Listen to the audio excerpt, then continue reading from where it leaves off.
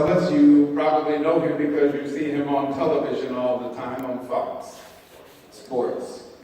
And you've heard about his prowess as an athlete. Some of you may or may not know that Marcellus Wiley was born in Compton, California. Let's stop for a second. Young black man born in Compton, California, some stats say that's the death knell. Some others say nothing good came out of Compton when he was born in his community. Well, Marcellus Wiley would beg to differ with you. Valerie Howard, Charles Wiley, his parents would beg to differ with you. This young man found, not unlike many young men in his community, that he had a talent, an athletic talent. He was fast, he could run. And so he played football and he ran track. He went on to do that in high school to some renown. And one of the things that was so amazing about him is, one might say, well, here's another African-American young man who's an athlete. There's thousands of those, but wait. At the same time he was doing that, Marcellus Wiley was a member of the California Scholastic Federation and the National Honor Society.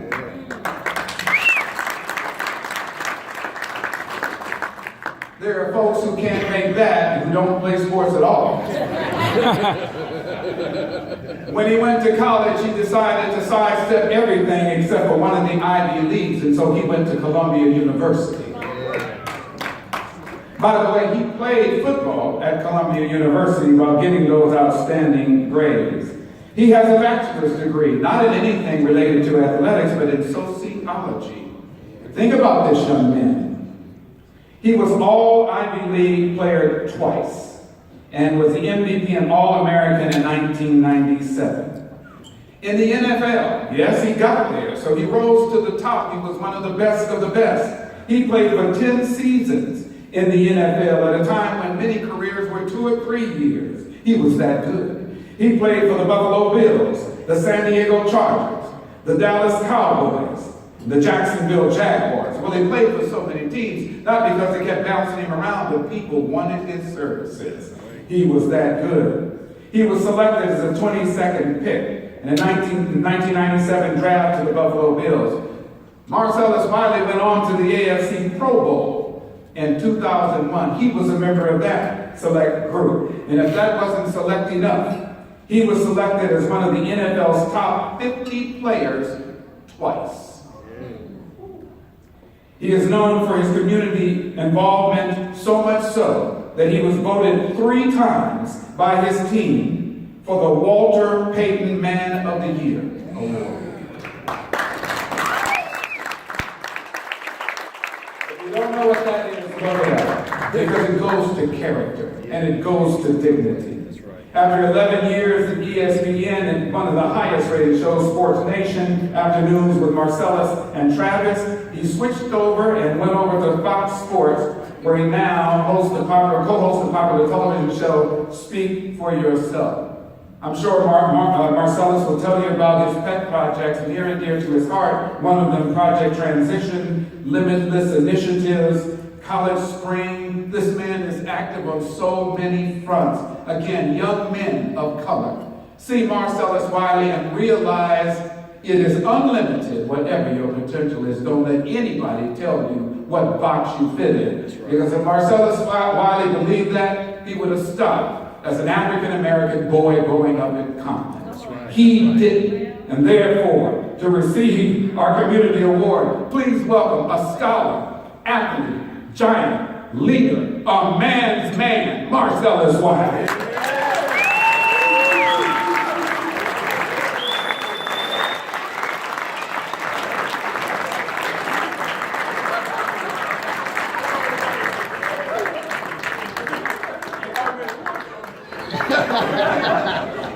Oh, man.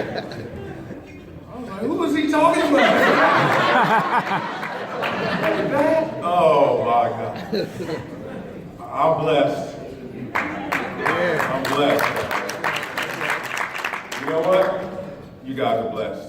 You guys should feel proud.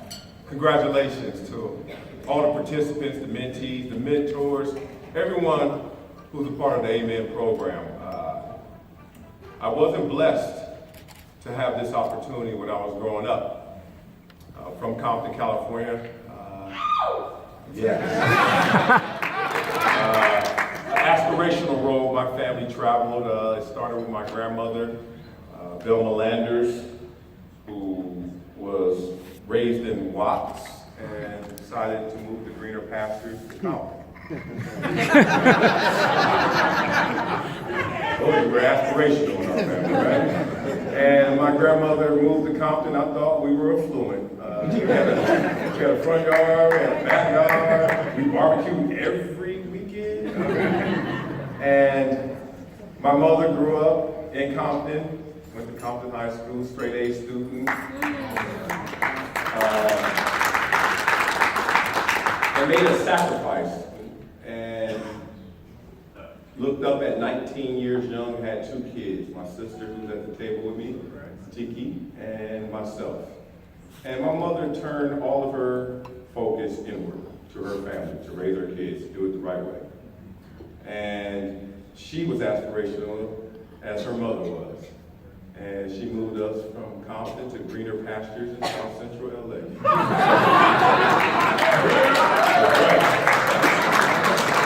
With the Cosby Show, the full Cosby Show. You heard my bio, you heard the Wikipedia. I just want to color in between the lines a little bit. They tell you to dream, right? We hear that, always a dream. But you can't just dream when you sleep. You gotta wake up and keep dreaming, y'all. And I was a young kid with a responsibility. I felt like I was a superhero, just needed one chance to show them how super I was. And I was waiting. And I remember being 7 years old, not much in my tool belt, like you said. I could run, and I was eager to learn. I was just a kid in the classroom, front of the class, heavy book bag, hand up in the air, just inquisitive, just eager to learn. And yeah, I was in the position in that room where I wasn't necessarily subscribing to the stereotypes. The paradigm was a little backwards to me. What we valued wasn't things that I took to. So I got teased a lot, I got bullied. Went through a lot of issues, getting called nerd, kids trying to pump me into just being normal and casual with my time instead of just really focused and driven. And I persevered. It wasn't as challenging as it sounds. I tell you why, because that dreamer who was dreaming when he was awake knew that he had an energy, knew that he had something in him. And I always knew that energy needed some evidence to exist. And that energy, I wasn't going to waste it. Because we know you can't create it or destroy it, just transfer it, right? So I knew I had that energy and I had that responsibility. And I realized, you know what I'm going to do with this? I'm going to manifest it into everything I wanted. And I had one dream, and I had no idea how I was going to accomplish it. It was to be aspirational. I was going to take my family, I was going to take them to greener pastures, and more importantly, it wasn't going to be about just surroundings, not just about environment, but mentality. I grew up in Compton, South Central, before NWA. It's a difference, y'all. This before it got commercialized, it got sensationalized, it got cool. This is when it was life and death decisions, and you're 8 years old. You know not to throw up the peace sign, because that thumb on the wrong side is Hoover, the other side is 60s, and none of them is good. Just letting y'all know. I knew I couldn't wear that team logo. I wasn't going to make it home. I knew these decisions were life and death. And when you're walking through that terrain, you got to make sure you stay narrowly focused. And I was responsible for trying to get my situation into a better place, that mentality. Because the gangs were a problem. The drugs were a problem. The poverty was a problem. You know what the biggest problem was? The low ambition. That was the killer. People weren't aiming as high as they could. And then we'll look up and not be in the place they desire. not living out their dreams. So I'm a young kid just responsible with the few talents I had, and I just tried to just stay on that path. And I was presented with choices all along that line. We all know about the temptations out there. We all know about the things that can throw you off course. I was talking to a few mentees before here. It's so hard to climb that ladder. So hard to climb that ladder because it's so damn crowded at the bottom. Everybody fighting at the bottom. And you know, as you climb that ladder, you climb that pyramid, you got forces working against you. Two of them.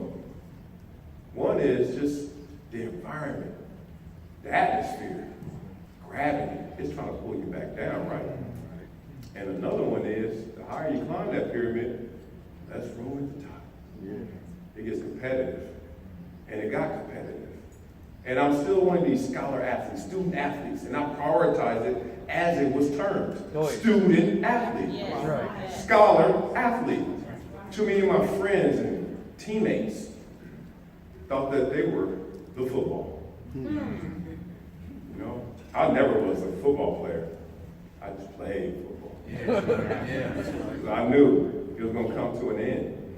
And it did. I played 10 years, a decade. And I looked up, I was 32 years young. 32 years young. No matter how great it is, no matter how long it lasts, it's not forever. That's right. And I knew that before I got into it. So I made sure that I played football. And when I had opportunities to go to big schools, I had opportunities to go to fanfare opportunities to just go out there and kind of be short-term in my thinking. I chose long-term. I chose to prioritize those academics.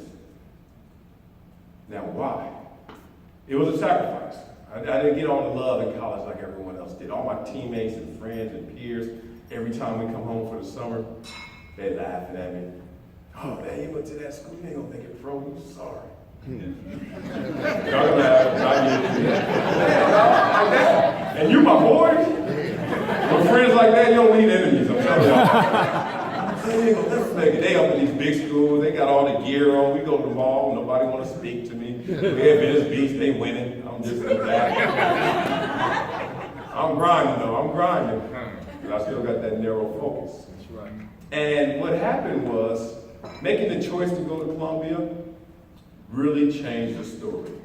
Those statistics that we all know, how they try to damn you, how they try to tell you who you are, how this world, the they, it, you just hear the chorus of boos and echoes and doubts. That's why I titled my book, Never Shut Up. They ain't about what they talk about. Never shut up your essence and make sure you let the world know who you are.